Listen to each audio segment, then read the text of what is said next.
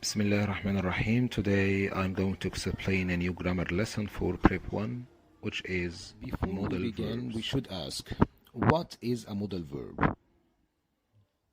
Modal verbs are auxiliaries used with verbs to express ideas such as ability, possibility, probability, certainty, request, permission, etc. That's why they are called modal. Modal verbs are moody. Moody means they have different moods. Sometimes they are in the mood for ability, and some other time the same verb is in the mood for permission or request. That's why they are called modals. Modals because they have moods. Examples of modal and semi-modal verbs: will, would, shall, should, can, could, may, might, must, have to, be able to, needn't, had better, etc. Modal verbs behave differently from ordinary verbs. Number one, they don't have different forms. I mean, ordinary verbs have two forms in the present. With I, you, we, they, the same form.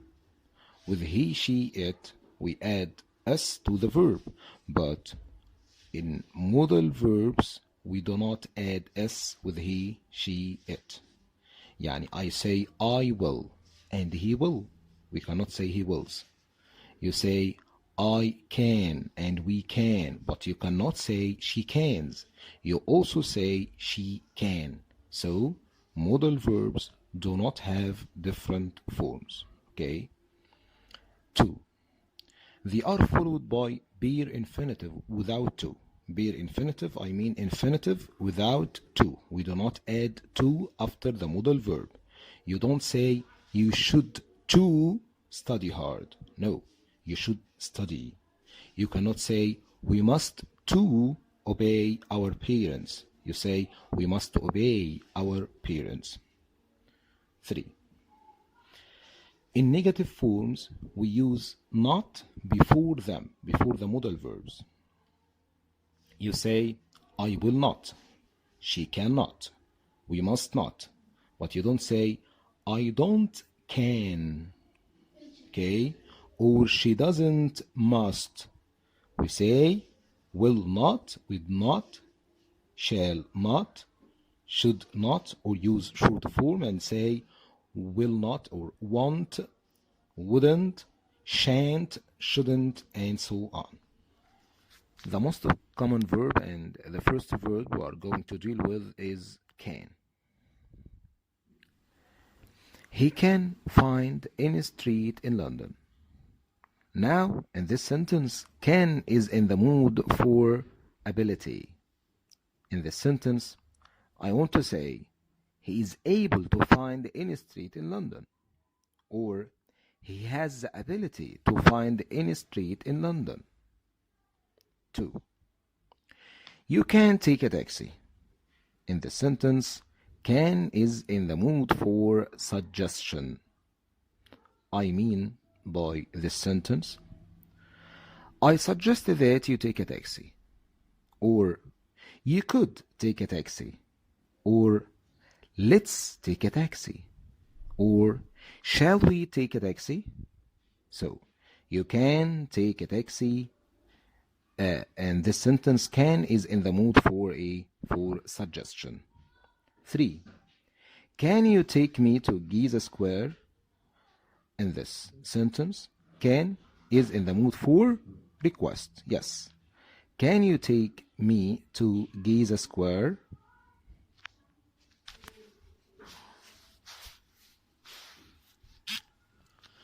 Can't or cannot. We use can't plus bare infinitive to show that we are sure that something isn't true. Example, the story can't be true. Here, can't is in the mood of, yes, is in the mood of certainty that something is impossible. It means that I'm sure that the story is not true, or I'm certain that the story is not true. Another example. This girl cannot be Jane. She's away on a trip. This girl can't or cannot be Jane. Here, I mean this girl, or I'm sure that this girl isn't Jane. I'm certain that this girl isn't Jane because Jane is away on a trip. Okay? Could. Could is the past form of can. So we use could plus be infinitive to talk about general ability in the past. Okay? I could play football when I was younger. Now, could is in the mood of, yes, is in the mood of ability in the past. Ability in the past. It is the past form of can. I could play football when I was younger means that I was able to play football when I was younger. Could you take me to the stadium? Could you take me to the stadium? Could now cannot express ability. Could you take me? It's not ability, but it expresses polite request. Good. Polite request. It's the same meaning as can you take me to the stadium? But could is more polite than can. I can use can with my brother or sister or my colleague or my friend, but could is used with someone who is older than me, like my father, my mother, my teacher, and so on. Could you take me to the stadium? That means I want you to take me to the stadium. Or will you take me to the stadium? Okay? The third example, you could take a taxi to the airport. You could take a taxi to the airport. Now could cannot express ability, cannot express polite request, but it expresses polite suggestion. You could take a taxi to the airport. Now I'm suggesting that you can take a taxi. It means I suggest that you take a taxi. It is the same meaning as can, but polite suggestion, as we said. Be able to. When I say be, I mean be in the infinitive, am is are in the present, was or were in the past. Okay? So be able to is used to talk about ability in general or a specific ability in the past. The first example, he is able to speak 7 languages. He is able to speak 7 languages. It's a general ability. I can say he can speak 7 languages, the same meaning. So is able to now is the same meaning as can. But in the second sentence, he was able to speak English well when he met the tourists last week. Now it expresses specific ability in the past, not general ability in the past like could. Okay? And was able to can be used for specific ability in the past or general ability in the past equals to could. In this sentence, he was able to speak English well when he met the tourists last week. I have a specific situation, so I cannot use could in this sentence. Okay? I will be able to play the guitar tonight. It means future ability, future ability. So again, be able to expresses ability in general, ability. Sometimes we use it as can to express general ability. And some other time we use it to express past ability in general, like could. And sometimes we use it to express a specific ability in the past. He was able to speak English well when he met the tourists last week. Okay? I'll be able to play the guitar, future ability in general. General ability, future general ability, and specific ability in the past. May. We use may plus bare infinitive to talk about possibility in the future, or for polite requests, or for polite permission. The first example: it may rain this afternoon. It means it's possible that it will rain this afternoon, but I'm not sure. So may now is in the mood for good, in the mood of possibility. The second sentence: may I go to the WC? It means that I want to go to the WC, and I want you to permit me to do that. It means, am I permitted to go to the WC? It means, do you allow me to go to the WC? So now may is in the mood for permission. The third example: may I borrow your camera? May I borrow your camera? May I borrow your camera means that I want to borrow your camera. Okay? Or can I borrow your camera? Or could I borrow your camera? Yes, it's polite request, but with I and we only. With I and we. So may is more polite than could, which is more polite than can. So may is used for possibility, for permission, might. For polite request. Although might is the past tense of may, but we use it to talk about possibility in the future. It may be quicker to travel by train. It may be quicker to travel by train. Now, may expresses possibility. It means that I guess it will be quicker. I think it will be quicker, but I'm not sure. Should. We use should plus bare infinitive to ask for advice or to give advice.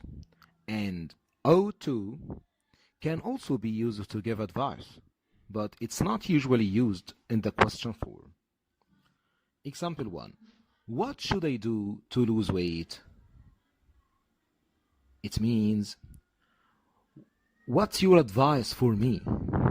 Or, what do you advise me to do to lose weight? Or, what can I do to lose weight? Give me your advice. 2. You should do some exercise and eat healthy food. It means, I advise you to do some exercise. Or, it's advisable to do some exercise.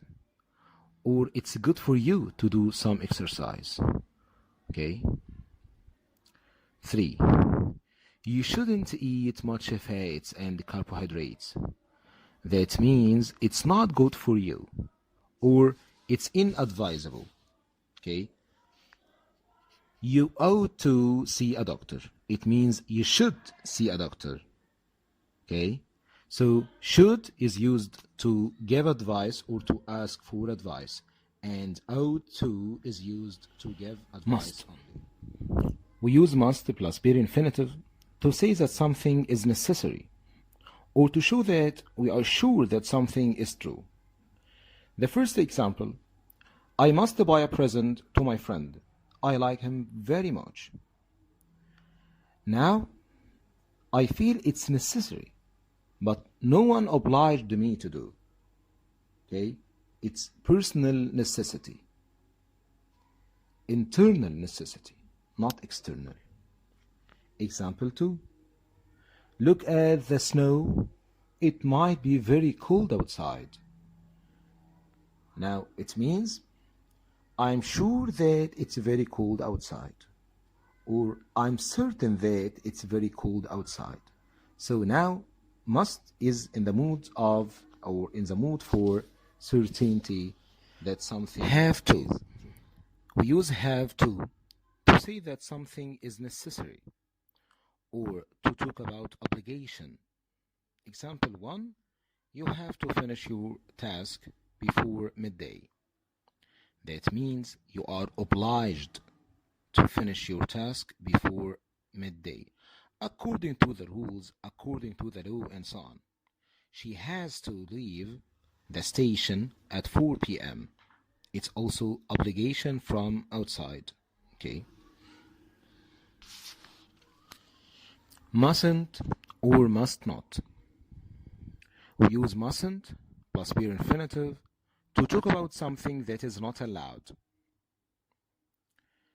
We as Muslims mustn't drink alcohol and eat pork. It means it's against my religion, or it's against rules. It's not allowed. I'm not permitted to do. Example 2, people mustn't speak on their mobile phones while driving. It means they are not allowed to do that, or it's not legal, it's illegal, it's against the rules or against the law. So mustn't and or must not is used for needn't and don't have to. We use needn't plus bare infinitive to say that something is not necessary. For example, you needn't read all chapters of the book, just the first and second ones. Now, needn't is in the mood of lack of necessity or absence of necessity, because I mean by needn't that it's not necessary for you to read all chapters, but it's also not banned, not prohibited. Yani, you can do it or not. It means that it's up to you. It means that you can read all chapters if you want. So needn't means it's up to you, or if you want, or if you like, or you can make it or not. And there is an important difference between mustn't and don't have to. We use mustn't to say that something is not allowed, while we use don't have to show that there is no obligation or necessity. For example, you don't need or you don't have to read all chapters of the book, just the first and second one. Here is a table to